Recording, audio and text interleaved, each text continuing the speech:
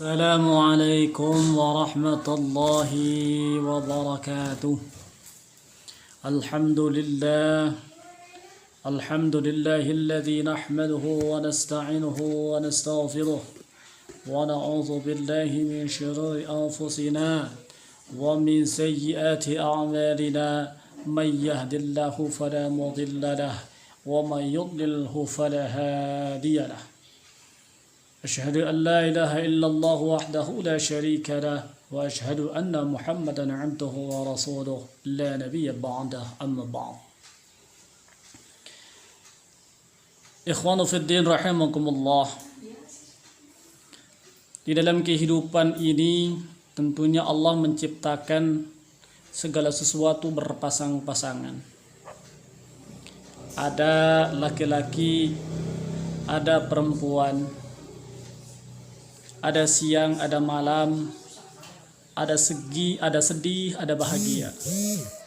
Begitupun di dalam kehidupan pun ada yang bahagia, ada yang celaka.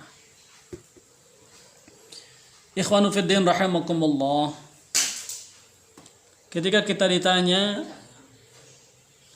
untuk memilih apakah kita pengen kehidupan bahagia ataupun ingin kehidupan beruntung atau kehidupan celaka, tentu manusia yang normal, yang punya akal yang sehat, dia akan senantiasa memilih untuk kehidupan yang bahagia. Para ulama sudah menjelaskan bagaimana kehidupan yang bahagia, yang hakiki. Tentunya bahagia itu menurut pandangan sebagian orang berbeda-beda. Bahagia ada yang sifatnya semu, ada yang sifatnya hakiki. Kebahagiaan yang sifatnya semu, terkadang kebahagiaan yang menurut diri kita bahagia, tapi menurut Allah itu celaka. Yang seperti apa? Yang seperti itu banyak hadirin contohnya. Ya. Mungkin sebagian orang dia akan hidup bahagia ketika dia gemar berzina, bermain perempuan misal, atau minum minuman keras, atau judi. Nah, itu pun sebagian orang mengatakan bagian dari kebahagiaan. Tetapi yang para ulama gambarkan di sini adalah kebahagiaan yang hakiki. Kebahagiaan yang diperoleh tentunya bukan hanya di dunia yang fana ini, tetapi di akhirat juga didapat. Bagaimanakah bahagia yang seperti itu? Para ulama menjelaskan ciri-ciri orang yang bahagia. Di dalam kitab para ulama dijelaskan as-sa'adatu 11 khislatan. Ya. Ada 11 ciri orang yang akan mendapatkan kebahagiaan. Insyaallah kalau cukup kita bahas di sini, kalau tidak cukup nanti kita lanjutkan di pertemuan-pertemuan berikutnya. Yang seperti apakah yang bahagia yang menurut para ulama? Yang tentunya bahagia bukan hanya bahagia di dunia, tapi akan memperoleh kebahagiaan kehidupan yang di akhirat. Yang pertama, kata para ulama, ayyakuna zahidan fid dunya wa raqiban fil akhirah. Ciri yang bahagia menurut ulama, bahagia dunia, bahagia di akhirat adalah mereka yang senantiasa zahidan fid dunya, juhud dalam perkara dunia, wa raghiban fil akhirah, suka dengan kehidupan akhirat. Maksudnya seperti apa? Juhud dalam kehidupan dunia, lamun cek istilah bahasa Sunda mah henteu mak. Tidak aji mumpung. Sebiasanya saja dia melakukan sesuatu itu sesuai dengan perintah Allah, sesuai dengan jalan Allah. Juhud atau tafa bahasa Sundana karena perkara dunia bukan berarti kita membenci kehidupan dunia. Juhud dalam perkara dunia, kita menganggap dunia ini tidak seluruhnya milik kita. Kita tidak mencintai dunia ini dengan mengorbankan hak-hak Allah. Juhud dalam perkara dunia, dalam bahasa lain dikatakan mereka menganggap cukup apa yang dia miliki. Atau bahasa para ulama mengatakan orang itu qanaah atau merasa cukup dengan apa yang dia miliki. Ketika dia mau melakukan sesuatu hal, tentunya ketika orang juhud di perkara dunia ini akan difikirkan baik dan buruknya. Bagaimana akibatnya? Ya, tentunya Islam tidak melarang kita untuk kaya. Silakan saja, Islam bahkan menganjurkan untuk kaya. Kenapa demikian? Banyak Al-Quran yang mengatakan menyuruh kepada manusia untuk berinfak, untuk bersedekah. Itu menandakan bahwa manusia boleh kita kaya. Tapi ingat, Allah memberikan batasan, Allah memberikan jalan. Jalan seperti apakah itu? Allah sudah memberikan petunjuk di dalam Al-Quran.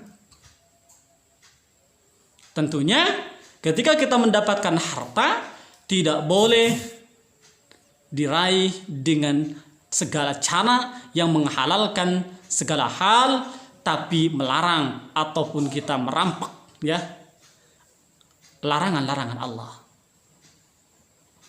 Allah melarang mengambil harta kita dengan cara gharar. Gharar artinya menipu. Berjudi, Allah melarang. Ya. Gitu. Dengan cara riba, Allah melarang. Hadirin rahimakumullah, dalam dunia sekarang ini, hal-hal yang semacam itu jika kita kurang afik sedikit saja, maka kita akan terjerat kepada hal-hal yang itu. Ketika orang sudah cinta dunia, maka dia akan menghalalkan segala cara. Ya. Tidak peduli orang akan rugi, tidak peduli Allah akan marah. Yang terpenting ketika ada kesempatan, maka dia lakukan walaupun dengan melanggar hal-hal yang dilarang oleh Allah Subhanahu wa taala. Maka yang pertama, orang yang bahagia itu kata para ulama, zahidan fid dunya, juhud dalam perkara dunia. Ketika kita sudah merasa juhud dalam perkara dunia, maka insya Allah hidup kita akan tenang. Tidak akan pernah kita dibebankan atau dibuat berat oleh kehidupan dunia ini. Wa raghiban fil akhirah. Ya. Yang kedua atau masih yang pertama, juhud dalam perkara dunia, senang dengan perkara akhirat. Yang seperti apa? Senang perkara akhirat tentunya hal-hal yang sekiranya berbau akhirat. Salat berjamaah, pengajian, membantu orang. Hal-hal yang seperti itu tentunya ciri-ciri orang akan mendapatkan kebahagiaan. Kenapa sebabnya? Ketika kita menyukai sesuatu hal yang berbaukan akhirat atau waraghiban fil akhirah, kita yang meyakini bahwa kehidupan dunia hanya sementara, bahwa ada kehidupan abad dan abada, yaitu yang disebut dengan akhirat. Ada yaumul qabr, merupakan bagian rukun iman. Ya. Iman kepada hari akhir, kita meyakini ada hari akhir. Ya. Kita meyakini hal-hal yang gaib, tentunya ada surga, ada neraka. Itu pun bagian dari raghiban fil akhirah. Ketika kita sudah meyakini ada kehidupan yang lain, ketika setelah kehidupan dunia, maka kita akan mencari bekal nanti ketika kita sudah meninggal dunia. Apalagi sekarang di Indonesia, di dunia, musim lagi mati. Kematian juga lagi musim. Sekarang banyak mati yang di mana-mana. Tapi sayang, terkadang kita lebih takut dengan matinya, kita tidak takut dengan Allahnya. Padahal yang namanya orang mati itu semua pasti. Kenapa harus kita ditakuti? Yang harus kita takuti adalah bagaimana bekal persiapan kita di hadapan Allah Subhanahu wa taala. Kalau kita takut mati, mari kita sama-sama mencari bekal untuk kehidupan akhirat.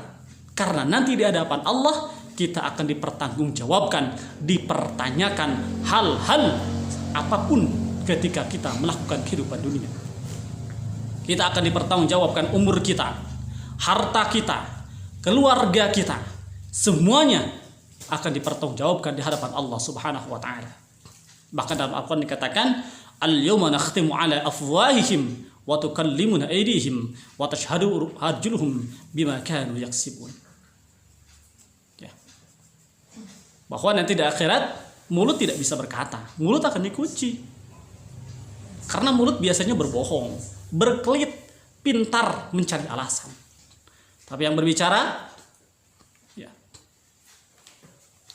wa tukallimuna aydihim, tangan kita, wa tashhadu arjuluhum mimma kanu yaksibun, dan kaki akan menjadi saksi dari perbuatan tangan kita, bima kanu yaksibun, apa yang telah kita lakukan. Kalau kita sudah mengimani hal tersebut, kalau kita sudah meyakini ayat ini, bahwa nanti di yaumil akhir kita akan dipertanggungjawabkan, tangan kita akan memberikan persaksian di hadapan, akan memberikan pernyataan di hadapan Allah Subhanahu wa taala, kaki kita akan memberikan persaksian apa yang kita lakukan, maka semestinya hidup kita akan lebih hati-hati. Hadirin rahimakumullah. Mudah-mudahan walaupun hanya sedikit, ya, ini sangat bermanfaat untuk kita. Mari kita sama-sama mulai hari ini mengubah diri kita, meningkatkan keimanan kita, meningkatkan ketakwaan kita, tentunya dengan perilaku hal-hal yang baik, baik itu yang dirasakan oleh masyarakat ataupun yang dirasakan oleh diri kita sendiri. Karena apapun yang kita lakukan, sekecil apapun perbaikan yang akan kita lakukan, maka di hadapan Allah akan ketemu hasilnya. Dan keburukan sekecil apapun yang kita lakukan, di hadapan Allah akan ada pembalasannya. Mudah-mudahan kita diberikan kekuatan oleh Allah Subhanahu wa taala untuk senantiasa melakukan perbuatan-perbuatan yang baik. Amin ya Allah ya rabbal alamin. Sekian yang bisa saya sampaikan, mudah-mudahan bermanfaat. Mohon maaf apabila ada kata-kata yang salah. Itu semata-mata datang dari diri saya sendiri. Ketika memang ada yang benarnya, itu semata-mata datang dari Allah Subhanahu wa taala. Wabillahi taufiq wal hidayah. Wassalamualaikum warahmatullahi wabarakatuh.